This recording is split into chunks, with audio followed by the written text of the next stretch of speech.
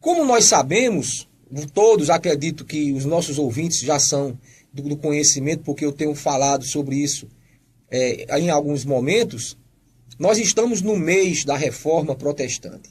O que é isso, pastor? Talvez, se porventura haja alguém que desconheça tal fato, né, é importante que você, nesta manhã, abra mais o seu ouvido para compreender o que isto vem a ser.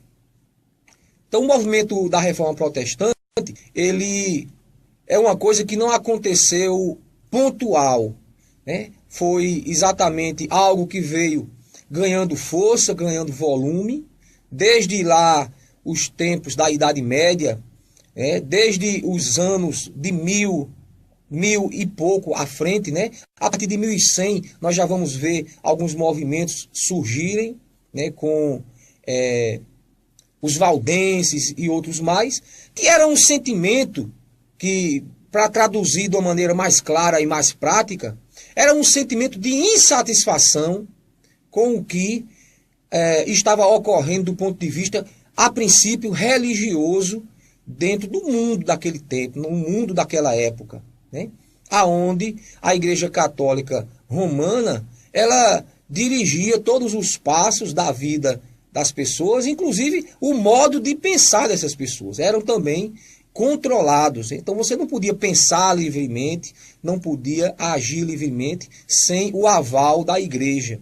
Então, essa insatisfação ela foi ganhando volume. Alguns movimentos ocorreram, né, em proporções menores, significantes, mas de não tanta explosão, de não tanta, digamos assim, vergadura, digamos assim. Mas vai acontecer no ano de 1517 aquela que nós chamamos a última gota d'água, né? Dentro desse contexto todo histórico, quero abrir aqui um parêntese para saudar meu irmão Jailton. Um beijo no coração, meu querido, lá da cidade de Patos. Que Deus te abençoe e te guarde. Ele está mandando um alô para todos os irmãos em Patos e toda a família dos Soares, né, Jailton? Toda a família lá do nosso querido Joaquim do Clarinete, Jonas, Jair e etc. E toda a família aí, que Deus abençoe e guarde. Então, queridos, no ano 1517, e mais precisamente no dia 31 de outubro, vai ser afixado nas portas da Catedral de Wittenberg, lá na Alemanha, as 95 teses de Martinho Lutero. Martinho Lutero, que era um monge e que, juntamente com outros, né, ia acumulando esses sentimentos de insatisfação e que vai despertar e explodir pelo um feito, né, que os historiadores apontam como sendo o maior gatilho, ou o gatilho mesmo, o precursor da grande reforma do século XVI, que vai ser a venda das indulgências.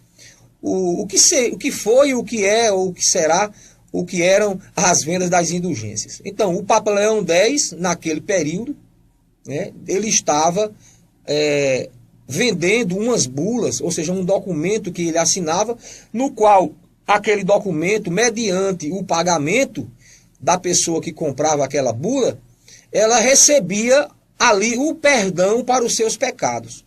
Então, inclusive, até alguns historiadores dizem que com aquilo a igreja estava legalizando o próprio pecado, porque você pecava, mas você ia lá, comprava uma bula e aquele seu pecado estava automaticamente perdoado. Então você não tinha mais nenhuma dívida para com Deus. Era essa a informação que as pessoas recebiam.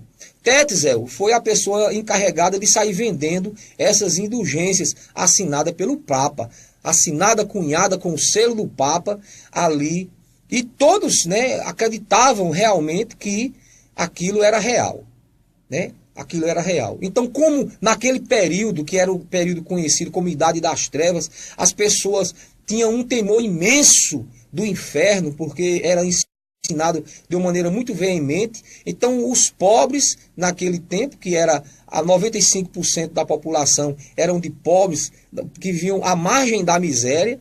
Essas pessoas viam ainda com um fardo, com o peso daquela expectativa de ainda irem para o inferno. E a fórmula imediata de se livrar dessa condenação do fogo do inferno foi exatamente esta bula papal que chega como um alívio, entre aspas, né, para aquelas pessoas. Esse assunto, né, que você que está me ouvindo já sabe, já sente que isso é uma coisa que não cabe na cabeça de ninguém, mas coube perfeitamente na cabeça das pessoas daquela época, dadas as circunstâncias e ao histórico, né, que aquelas pessoas estavam ali vivendo. Então, quando esse fato chega aos conhecimentos de Martinho Lutero, ele não aguenta. Ele já tinha diversas informações, né, de fatos, de situações que estavam fora do que poderia dizermos assim, ser a igreja, né, o rumo da igreja. A igreja estava ferindo princípios cristãos, né, bíblicos, já de muito tempo. Essa insatisfação já estava, digamos assim, passado do nível aceitável. E naquele momento, aquilo chegou num nível que não deu para suportar mais. Daí acontecer o que acontece no dia 31 de outubro, onde Martinho Lutero, ele rompe ali, né, com a hierarquia católica romana, mostrando através das suas 95 teses, um parecer contrário ao parecer do Papa, a vontade do Papa. E aquilo naqueles dias era de uma suma gravidade. O que ele estava fazendo ali era algo muito grave, porque ele estava batendo no sumo pontífice, ele estava realmente entrando em desacordo com o único que você não podia ter desacordo nenhum, porque era risco de morte.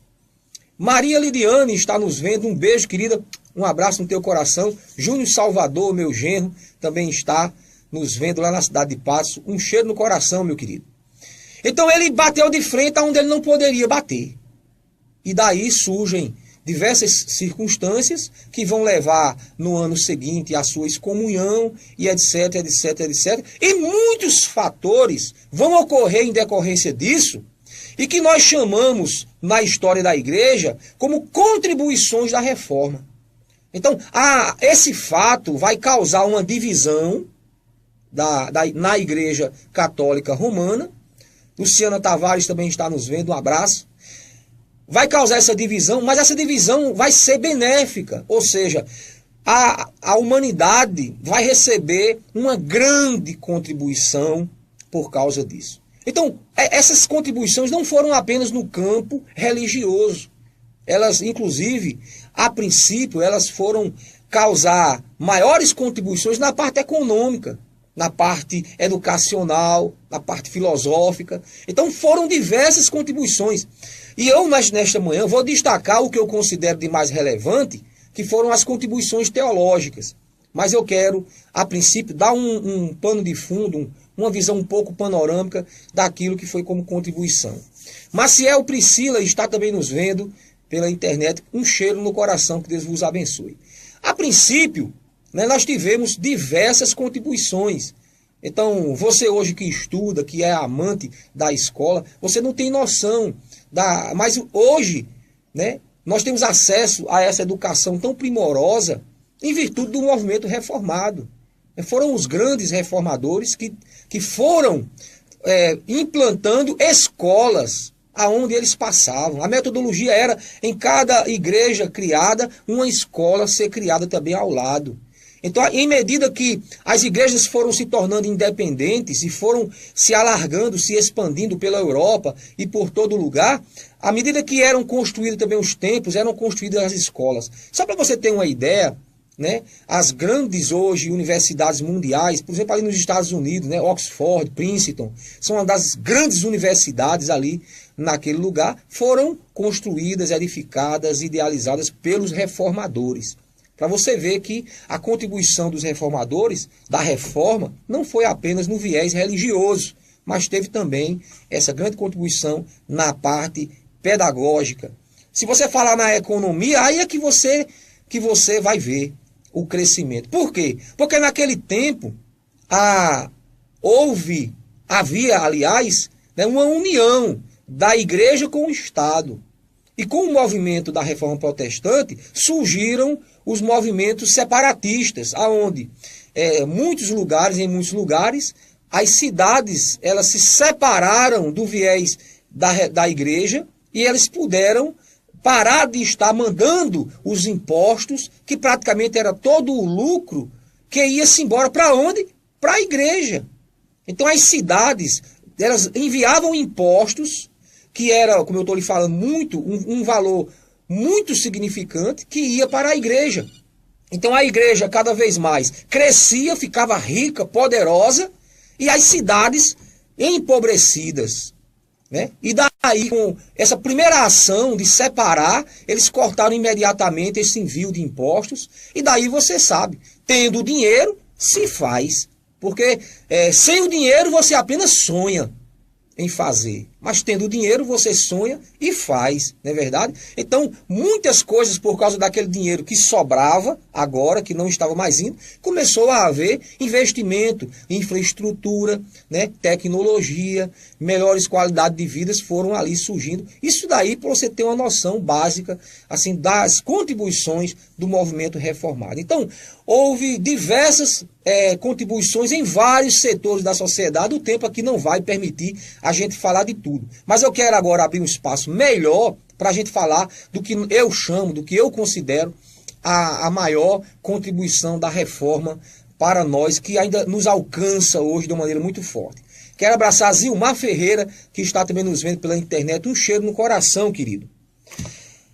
As contribuições, querido, que eu, como falei, né, considero que foram maravilhosas, importantes para nós hoje, que nós podemos hoje ter posse, acesso e podemos dizer que ainda hoje interfere na nossa vida de uma maneira positiva, é o que nós chamamos de os pilares da reforma. Como alguns querem dizer, as solas, né? As solas. Ou seja, os somentes, né? Porque foram afirmações que foram discutidas, foram pensamentos teológicos que foram construídos, né, ao longo de todo esse fato que se dá em 31 de outubro de 2017. A partir daí, com essa ruptura, com esse cisma, né, com essa independência, isso vai sendo criado o que nós chamamos de liberdade de expressão, que é também uma das maiores contribuições da reforma. Isso vai fazendo você pensar por si só, fazendo você interpretar a Bíblia por si só, encontrar nela as verdades. Né? Daí Martinho Lutero ensinou o seguinte, que todo homem é sacerdote de si mesmo, ou seja, o homem pode encontrar nas Escrituras o seu próprio caminho, como caminhar, a sua interpretação, porque ele é o sacerdote de si mesmo, ele pode direcionar isso, porque a Bíblia tem tudo que nós precisamos aprender. Daí, desse movimento para frente, o que é que vai acontecer? Os reformistas, ou reformados, ou reformadores, eles começam a interpretar as Escrituras, a analisar os textos e a construir os pensamentos teológicos que todos aqueles separatistas, aquelas igrejas independentes, precisavam agora inserir dentro daquilo que vamos ser chamados lá para frente, né, das cartilhas ou dos credos, enfim. Né? Isso vai ser construído depois. Mas eu quero tratar aqui do pensamento que foi comum a todos. Os evangélicos ainda hoje divergem em alguns pontos, que são doutrinários, nós chamamos de periféricos, mas existe um cerne, existe um epicentro que não pode ser mudado, que não pode ser tocado, que não pode ser negociado. E isto está de uma maneira muito viva, muito forte, nestes pilares que vieram da reforma. Você que me escuta hoje, que é evangélico, você diz, eu sou evangélico. Você vai ver que os pontos que nós vamos tocar aqui, em todos eles, você vai concordar. Sabe por quê? Porque esses pilares foram iluminados pelo Espírito Santo e os teólogos da época, quando sem muita, digamos assim, sem muito esforço do ponto de vista espiritual, porque o Espírito Santo estava trabalhando, mas com muito esforço humano de deixar alguns pensamentos contrários de lado, porque nós temos o nosso preconceito, né? Nós já temos um entendimento antes de iniciarmos o processo de estudo da palavra de Deus. E é somente pelo Espírito Santo que a gente consegue fazer com que esses preconceitos que temos, eles fiquem por terra, para dali brotar aquilo que exatamente Deus está querendo nos dizer. E daí surge esse pensamento teológico chamado de os pilares da reforma, que são as 5 solas.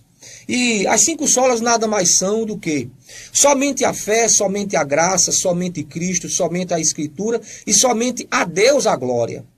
E eu quero aqui, de uma maneira mais simples possível, tentar aqui explanar cada ponto para você nesta manhã. Você que me escuta pela rádio, preste bastante atenção. Você que me escuta e vê pela internet, também preste bastante atenção. Vicente Guedes Dantas está nos vendo. Um abraço, meu querido, que Deus te abençoe. Somente a fé. Esse era o ideal que todo evangélico, todo protestante, na época, naqueles dias, e dali para frente, precisavam ter, precisava afinar este entendimento. Lá em Romanos, no capítulo 1 de Romanos, lá no versículo 17, foi o texto que inspirou o nosso irmão Martinho Lutero a encontrar Cristo de uma maneira mais simples, profunda e que atendesse, né, ao que a sua alma ansiava naqueles dias. Né? Um homem que buscava a salvação e que não entendia o processo de chegar à salvação. Ele vai encontrar lá em Romanos, no capítulo 1, versículo 17, a seguinte expressão: visto que a justiça de Deus se revela no evangelho de fé em fé, como está escrito, o justo viverá por fé. Então, criou-se esse entendimento de que a salvação ela era mediante a fé. Era mediante a fé. Não havia meios para o homem viver fora da fé. Se você encontrava justiça, essa justiça tinha que ser mediante a fé. Se você enfrentava uma circunstância na sua vida desagradável, essa situação desagradável deveria ser regada de fé. Somente a fé seria o principal motor, o principal motivador da vida do ser humano. Daqueles que seriam chamados a partir daquele momento de protestantes, cristãos, e hoje são chamados de crentes evangélicos. Nós devemos viver pela fé. Viver. Não apenas usar a fé esporadicamente, mas viver da fé. Louro Nóbrega está nos vendo também pela internet. Um abraço, querido. Um cheiro no teu coração. Então, houve essa compreensão, essa participação da fé na vida da pessoa. De que a fé era o instrumento essencial, indispensável para a vida dos cristãos. Esse foi o grande ponto, algo que os reformadores tomaram para si, como dizendo, se alguém perder a fé, ela perdeu tudo. Então você poderia ter poucas coisas como posse, ou seja, você podia ser uma pessoa de poucas posses, pequenas posses, ou até de nenhuma posse, mas você deveria ter a fé. Sem a fé, como diz a Escritura, era impossível agradar a Deus. Sem fé é impossível agradar a Deus. Então, como pode um cristão dizer, eu não tenho fé? Como pode uma pessoa dizer, eu não tenho fé? Perdeu-se a fé, perdeu-se tudo. Perdeu-se a fé, perdeu-se até aquilo que pode agradar a Deus. Como agradar a Deus sem fé? Então, é um princípio, é um fundamento. Como é que eu posso crer nas Escrituras sem eu tiver a fé? Sem eu ter a fé? Como eu posso crer? Como poderiam aqueles homens no passado, né, seguir numa marcha no deserto sem fé? Como? Como poderiam aquelas pessoas ainda louvar a Deus, acreditar em Deus, né, ficar num deserto 40 anos sem fé?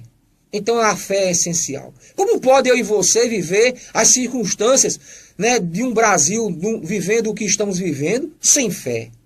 Quero abrir um parêntese para registrar Regina Braz, lá no Café do Vento, um abraço, querida, está nos vendo também ali, um cheiro no coração. Também Socorro Santana está nos vendo, um cheiro no seu coração. Então nós não podemos perder a fé. Então a fé é um fundamento. Isso foi construído no período reformado e ainda hoje interfere em nossa vida. E ainda hoje eu e você reconhecemos de que não podemos viver sem fé. Sim ou não? Não é isso? Você não concorda? Então são pilares, são fundamentos da fé evangélica. Queremos registrar também a participação de Sol Gomes, que está também nos assistindo.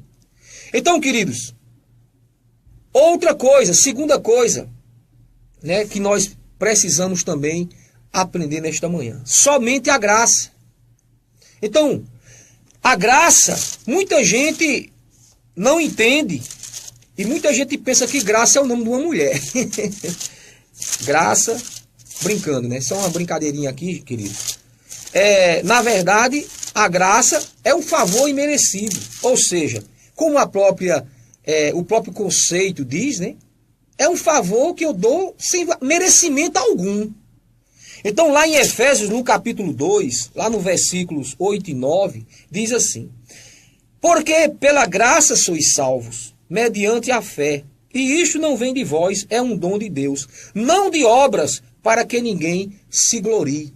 Então, esse segundo fundamento, esse segundo pilar, ele é por demais importante. Quero registrar ainda Patrícia Flaviano, que está nos vendo pela internet. Um cheiro no coração. Somente a graça. Então, somente a fé, nós já vimos, somente a graça. Agora, a graça mediante a fé. Você precisa crer que é desse jeito. Você precisa acreditar. Você precisa ter fé para acreditar que você não precisa fazer nada para ser salvo. Ela é de graça. A salvação é de graça. Agora você precisa ter fé para acreditar nisso. Veja como, até para você conceber o conceito da graça, é preciso da fé. Então, queridos, o que é que a graça nos ensina? A graça de Deus nos ensina. Nos ensina que a salvação não é um mérito. Não é fruto de uma vida devocional aprimorada. Então eu vou viver uma vida de isolamento lá no mosteiro, não sei aonde. Eu vou viver uma vida de clausura. Eu vou viver uma vida de prática religiosa sem fim, torturante, penitenciária, para que com isso eu seja salvo. Não! A salvação é de graça, é pela graça, é somente pela graça. Nós seremos salvos de uma maneira gratuita. Todo o preço que Deus precisava cobrar para eu e você termos acesso a esta graça, Ele cobrou em Cristo Jesus. O pagamento foi feito ali na cruz do Calvário. E agora eu e você a recebemos de uma maneira gratuita. Mas você precisa ter fé para acreditar. Por isso que a fé, somente a graça caminham muito juntos, muito unidos. O texto mesmo deixa muito claro que não é pelas obras para que ninguém se glorie.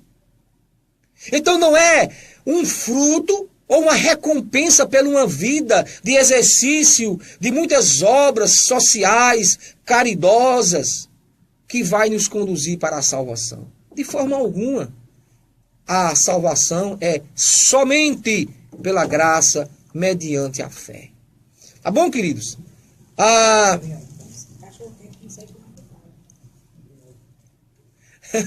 Luciano está fazendo agora uma referência ao grupo Fruto da Terra. Meu querido, eu não sabia nem que você tinha conhecimento deste grupo, meu irmão. Mas eu também tenho saudade e nós vamos recomeçar, né, um trabalho aí com nossas músicas também, com nossas mensagens musicais, como você bem colocou aí, querido. Um cheiro no teu coração, viu? Muito obrigado pela lembrança aqui, pela boa lembrança. Meu coraçãozinho se alegrou. Então, queridos, nós já vimos 2 pontos, somente a fé, somente a graça. E outro ponto, imprescindível também dentro do contexto, como grande contribuição da reforma, somente Cristo. Sola Cristo. O que é que isso nos ensina? Somente Cristo. Ou seja, Cristo ele é o centro. Cristo deve ser o centro da minha vida, da sua vida. Cristo é o centro da igreja. Cristo é o centro do culto. Cristo é o centro da nossa alegria, da fonte das nossas necessidades. E Ele é o autor, o consumador da nossa fé. Esta fé que eu e você precisamos ter, ela é de autoria, ela é de fabricação do próprio Cristo. Ele é quem promove tudo isso. Então, Cristo é o centro, ou seja, tudo em nossa vida deve ser cristocentricamente avalizado, pensado, pesado, analisado. Ou seja, tudo que nós fazemos, inclusive Jesus Cristo deixa muito bem claro isso quando ele escreve aquele texto falando da videira verdadeira, lá em João, lá no capítulo 15, lá no versículo 6, ele vai dizer o seguinte: sem mim nada podeis fazer. Nada podeis fazer. Sem mim nada podeis fazer. Vocês percebam, tudo que existe como obra da criação de Deus foi feita com Cristo. Cristo estava lá. Até no processo do Pai Criador, em todas as feituras do Pai Criador, Cristo estava lá. Então, é impossível que nós, meros seres humanos, impotentes, incapazes de realizar, nós queiramos viver uma vida sem Cristo. Então, Cristo ele é fundamental, não apenas para o processo salvífico, como nós sabemos, a salvação só em Cristo, mas em tudo na nossa vida, de Cristo deve ser o centro. Ele deve ser o centro das nossas tomadas de decisões. Quando você quer fazer uma compra, uma troca, você quer vender um celular pela internet. Eu estou aqui pegando por baixo uma situação bem simples. Você tem que perguntar a Jesus se deve ou não fazer aquilo. Talvez alguém, talvez me vendo agora, possa dizer: isso é um exagero, isso é fanatismo. Não é.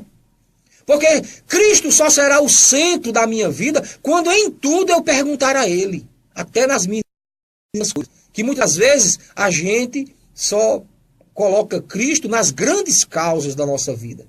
E é daí onde vêm os problemas da humanidade. Porque as pessoas não querem colocar uma massinha, sabe, de cimento para fechar uma fresta de uma barragem que está ali pingando, está apenas gotejando. Eles não querem se preocupar com isso. Aí isso lá na frente vai ocasionar o quê? A ruptura daquela barragem e uma cidade inteira é inundada. Sabe por quê? Porque alguém não se preocupou com aquela rupturazinha mínima. Porque são nas mínimas coisas que nós precisamos, inclusive, colocar Cristo. Queremos registrar também a pastora Eliane, nossa amiga, nossa colega de ministério. Um abraço, um cheiro no coração, querida. Que Deus te abençoe. Então, Cristo no centro de tudo. Só para não ficar nas minhas palavras, Atos capítulo 2 e o versículo 12, nós vamos entender exatamente o que é Cristo dentro do contexto da salvação de nossas almas. Capítulo 12, aliás, capítulo 4 e o versículo 12, diz assim: e não há salvação em nenhum outro, porque abaixo do céu nenhum outro nome dado entre os homens pelo qual importa que sejamos salvos. Apenas no nome de Jesus Cristo. Então a salvação não está em Maria, a salvação não está em Pedro, a salvação não está no Papa, em Robério, a salvação não está na pastora Eliane, a salvação não está em nenhum outro nome. A salvação não está, veja o que eu vou dizer agora e por favor me entendam. A salvação não está nem em nome de Deus. Está em nome de Cristo. Porque eu vou usar isso e vou agora explicar, porque muita gente vai querer distorcer o que eu falei. A salvação, tem muita igreja construída, muita religião construída em nome de Deus. Em nome de Deus apenas. Porque eles reconhecem que existe um Deus criador do céu e da terra. E muitos fazem cultos, homenagens, oferendas, vivem uma vida em devoção a Deus unicamente. Vou citar um exemplo aqui, aos muçulmanos, a religião do Islã, os islamitas. Maria do Socorro Oliveira está nos vendo. Um abraço. Que Deus seja grande na tua vida, irmã Maria do Socorro, nossa querida irmã Socorro. Então, queridos, toda religião que crê em Deus, que adora a Deus, né, como algumas religiões, os muçulmanos chamam de Alá, eles precisam colocar Cristo ainda. Mas por quê, pastor? Eles não já creem em Deus? É porque Deus, ele é o Criador dos céus e da terra. Mas esse mesmo Deus criador dos céus e da terra, ele mesmo foi quem idealizou um projeto para a salvação do homem, no qual ele criou nesse projeto, deixando a exclusividade para o feito salvífico, para o Cordeiro de Deus, que seria Jesus Cristo. Então, toda religião tem que passar por esta porta chamada Jesus. Jesus vai dizer lá no capítulo... João capítulo 10, o versículo 9. Eu sou a porta. Aquele que entrar por mim será salvo. Então ele não disse que é uma porta, ele é a porta. A exclusividade da salvação dá-se em Cristo Jesus. Então nós não podemos apresentar outro nome. Quero registrar também aqui a presença pelo Facebook do meu querido irmão Anselmo, o nosso querido tenente Anselmo, né, que é o comandante aqui da 3ª CIA, que comanda todo o Vale do Sabugi. Um abraço, querido, que Deus te abençoe e te guarde. Nosso irmão em Cristo, Jesus. Que Deus abrace a todos aí em Santa Luzia. Então, esta grande contribuição da reforma nós não podemos esquecer. Somente Cristo, centro de tudo, de nossas vidas, do culto, centro das nossas intenções, dos nossos projetos, centro da salvação. Nosso único mediador entre Deus e o homem. Então aí onde peca, né, aqueles do Islã, né, que fazem essa mediação via Maomé. Eu não quero aqui denegrir aquilo que Maomé fez ou disse, mas eu quero dizer que o mediador é Cristo Jesus. Então o mediador não é Maria, como a Igreja Católica ainda atual afirma, ensina, e descaminha por este viés muitos da fé genuína e estão desviando da porta. Estão desviando da porta. Porque muitos, ao tentar passar por Maria, não chegam a Jesus como é ensinado. Não, mas o caminho para Jesus é Maria. Não. É mentira. Mentira de padre, mentira de todos esses que fazem parte do poder eclesiástico da Igreja Católica Romana, principalmente aqui no Brasil, que é o país de maioria católica no mundo. Nós precisamos abrir a nossa boca como profetas de Deus e falar a verdade. Somente Cristo é mediador. Lá está dizendo que ele não é um mediador, ele é o mediador, artigo definido. É exclusividade de Jesus ser mediador para a salvação do homem. Ele não é um, ou seja, não há outros. Há nominalmente constituídos por um viés humano, ou seja, algumas entidades religiosas nominam pelo seu bem-querer, pela sua vaidade e pela sua desobediência à palavra, nominam outros nomes para serem também mediadores nesse processo de salvação, mas somente Cristo Jesus é que é o exclusivo mediador. Ele é aquele único, como ele mesmo disse em João capítulo 14, versículo 6, onde ele diz: eu sou a verdade, eu sou o caminho, eu sou a vida. Todos no artigo definido, todos dando exclusividade a Jesus Cristo. E ele vem dizer: ninguém vem ao Pai senão por mim. Ninguém vem ao Pai senão por mim. Você que tem acesso a uma religião onde lá se adora a Deus exclusivamente. Você adora a Deus. Agora eu pergunto, para você chegar a Deus de maneira fiel e verdadeira, você tem que passar pelo caminho que é Cristo. Você tem que passar pela porta que é Cristo. Você tem que conhecer a verdade que unicamente sai da boca do Cristo, o Logos de Deus. Quero também abraçar aqui também nosso diácono Leandro, que está nos vendo pela internet. Um abraço no coração. Então vamos passar para outros pontos, que só nesse ponto aqui a gente pregaria o dia inteiro. Somente Cristo. Já vimos somente a fé, já vimos somente a graça, já vimos somente Cristo. Ainda faltam 2 pontos e eu tenho 5 minutos para encerrar. Somente, vou pular um pouquinho a ordem aqui, somente a Deus a glória. Somente a Deus a glória. Ou seja, eu vou pegar um texto aqui, bem rapidinho, lá de Isaías, que diz bem para nós aqui, somente a Deus a glória. Isaías capítulo 42, o versículo 8, que diz assim a palavra do Senhor. O versículo 8, eu sou o Senhor, Deus dizendo, este é o meu nome, e a minha glória, pois, não a darei a outro, nem a minha honra às imagens de escultura.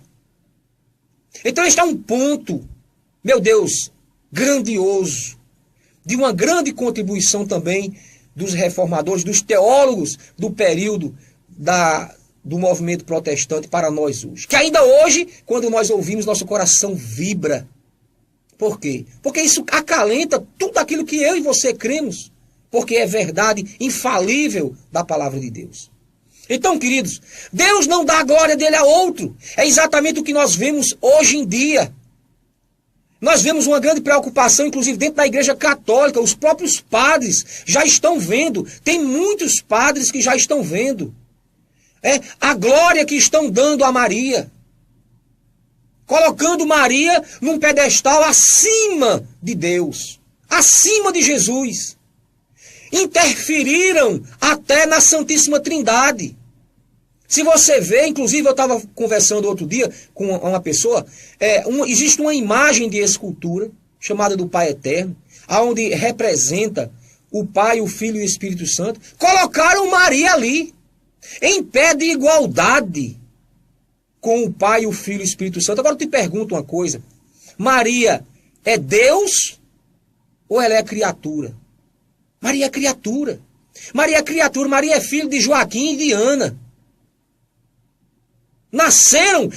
Maria nasceu da relação sexual de Joaquim e de Ana. Maria é ser humana igual a mim e a você.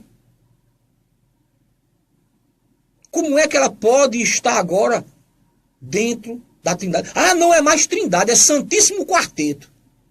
Não é porque tem a moda dos sertanejos agora, tem sertanejo em todo canto, tem momentos que são 2, tem momentos que são 1 e tudo mais. Então agora inventaram o Santíssimo Quarteto. Não, meu querido, é a Santíssima Trindade, é Pai, Filho e Espírito Santo unicamente. Maria está na posição dela e nós não podemos elevar Maria além daquilo que ela realmente é, porque isto é dar glória a outro. E isso aí fere princípio da Escritura. Eu não estava dizendo para você aqui que isto fere um princípio reformado, não.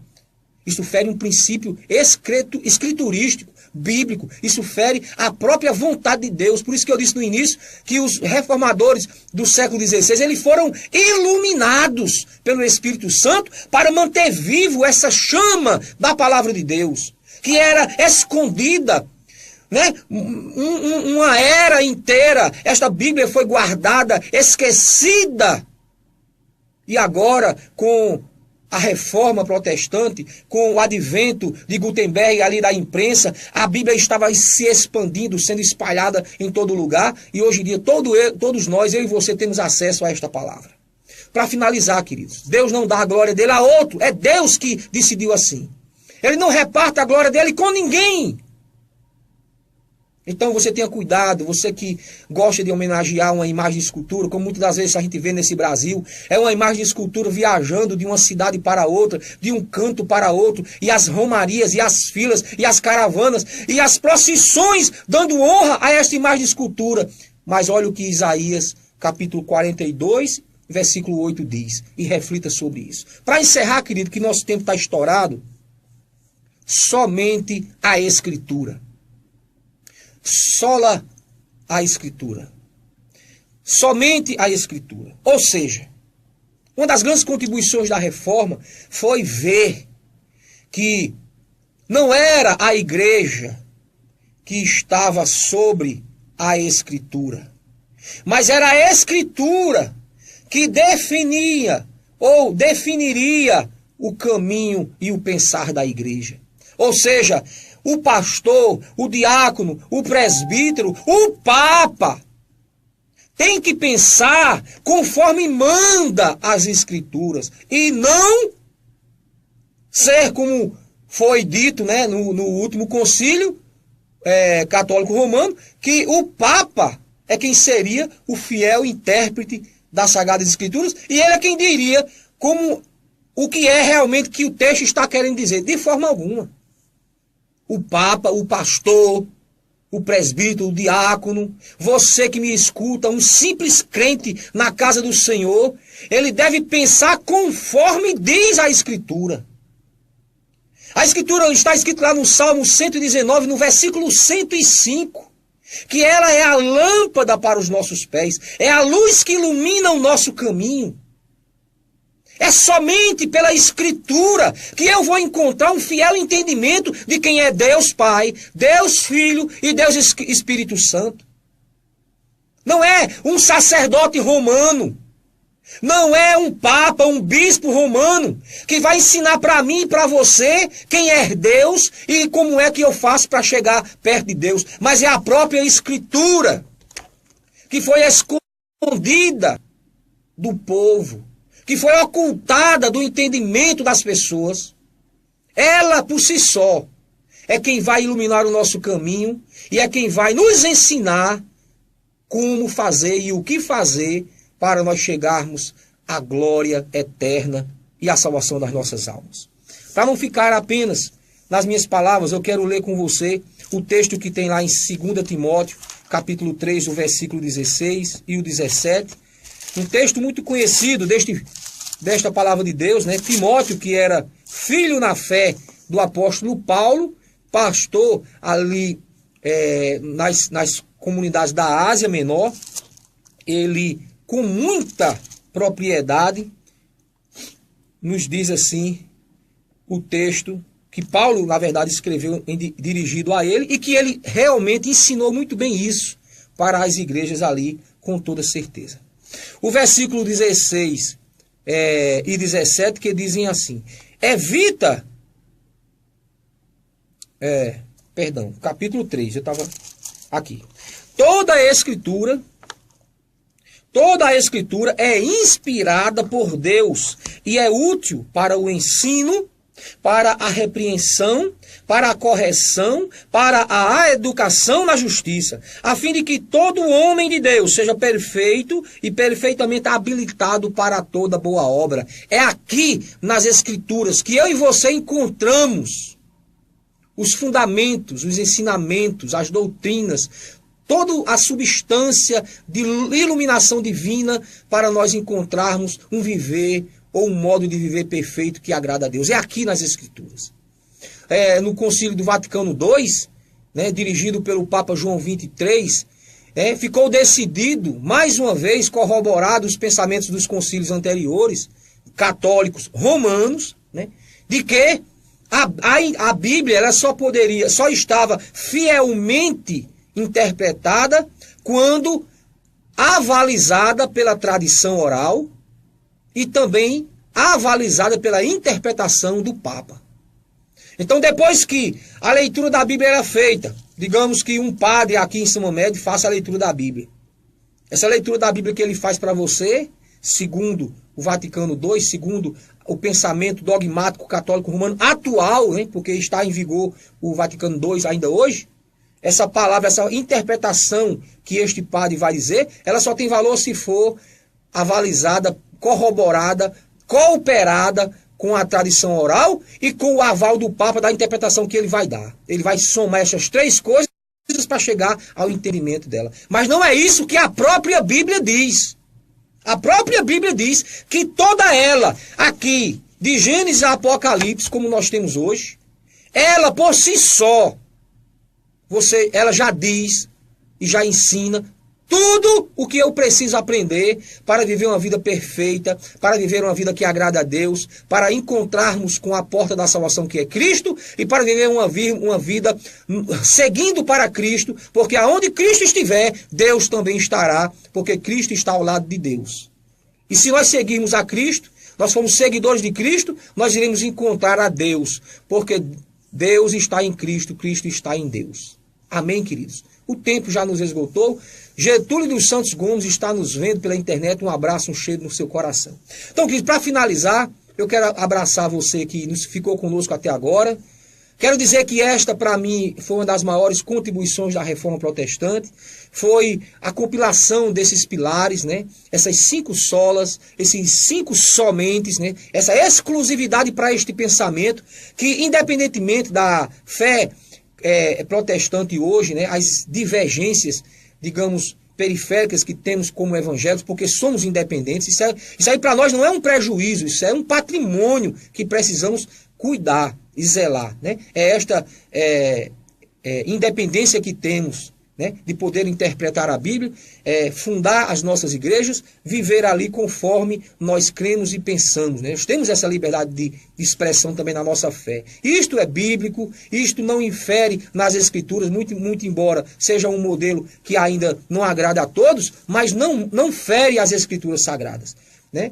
De todo tempo nós vemos que a igreja ela é a semelhança do corpo e o corpo tem as suas diferenças, ou seja, o dedo não é igual ao pé, o pé não é igual à orelha, a orelha não é igual ao nariz. Então nós somos diferentes, mas estamos todos ligados no corpo.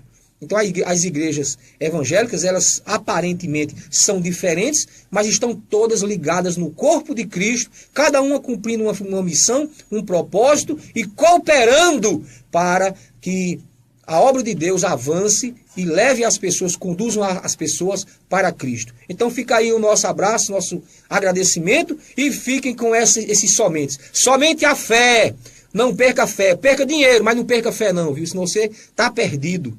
Somente a graça, entenda, você não vai comprar a sua salvação. A salvação ela é de graça, é um presente de Deus para mim e para você. Não dê a glória a homem, nem a Maria, nem a José, nem a Pedro, nem ao Papa, nem ao padre, nem ao pastor. Cuidado com pastores, viu? Você que é evangélico. Tem muito crente dando glória a pastor, tem muito crente dando glória a cantor e etc, etc. Então, pensem, não são só os católicos romanos que estão falhando nesse quesito. Tem muito evangélico falhando também. Tenham cuidado. Somente Cristo, então entendam todos vocês que somente Cristo é a porta e é a nossa ponte para Deus. E somente a Bíblia. Não aceite a orientação de pessoas. Não seja manipulado por aquilo que as pessoas dizem.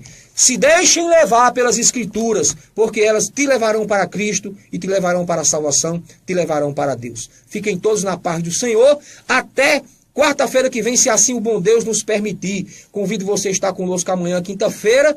Teremos culto na Igreja Batista. Domingo também, 7h30 da noite. Sejam todos bem-vindos. Um abraço, um cheiro no coração. Magno Malta.